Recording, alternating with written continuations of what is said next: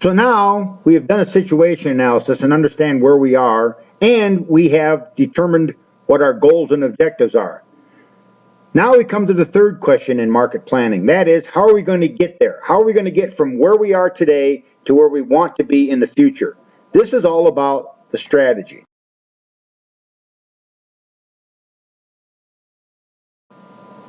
Strategy is the approach used to obtain a goal or an objective.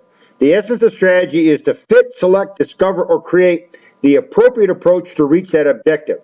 So if I have an objective of I want to be President of the United States, well, I need to come up with, given the situation and given those objectives, I need to come up with a strategy that is likely to make that happen.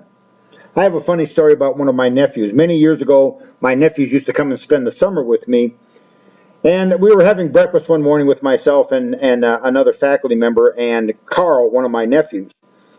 And the faculty member said to Carl, "Carl, what are you going to do when you grow up?" Carl said, "I'm going to be a rap star." The colleague of mine said, "Really? How are you going to make that happen?"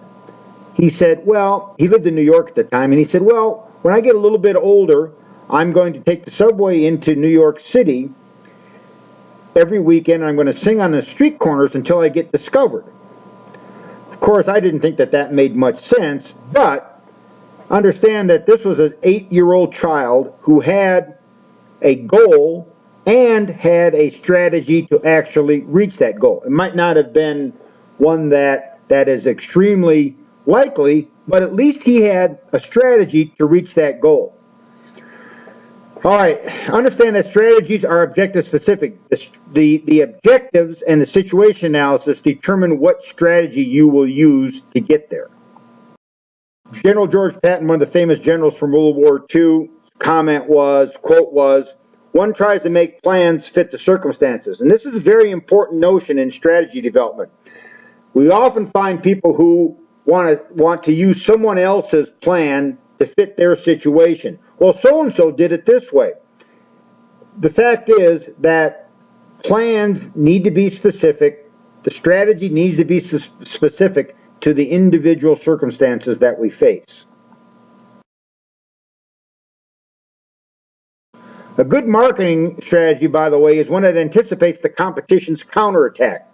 That is, if we plan to come up with some sort of a strategy to increase our market share, we need to understand that the competition is likely to try to counteract that particular strategy and not lose customers to us.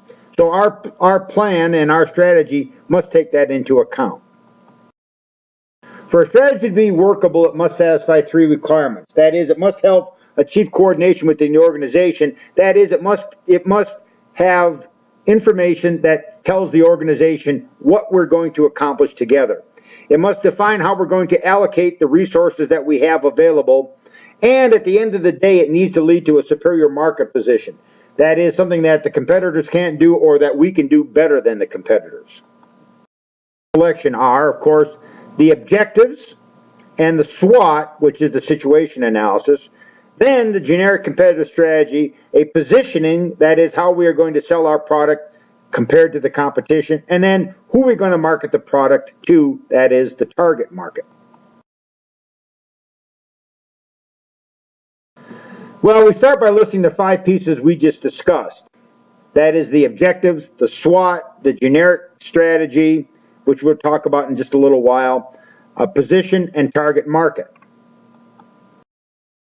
And of course, the way that we would do this is first we'd consider the objectives. The organization objectives frame the potential strategic alternatives. Then we need to consider the situation. What is it, where are we now, and how are we going to come up with a plan to get from where we are now to where we want to be? The generic strategy determines determination uses the SWOT to determine the best and logical strategic approaches that make the most sense. This will be either differentiation, focus, or cost leadership, and we'll have a lecture on that coming up very shortly. The unique selling proposition or reason to buy. This becomes the positioning statement for the product. Think about the brand new Buicks. The Buick company has decided that they want to market Buicks to younger people, and so their marketing campaign is that a Buick?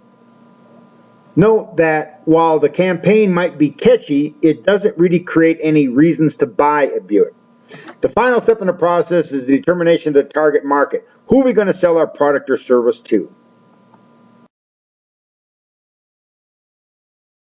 While the process is presented as a set of steps in almost every situation, typically strategy development doesn't follow that sort of step. It's more of a eureka process. That is, we fit the pieces together and eventually we figure out how they all fit together in a way that best allows us to reach our goals and objectives.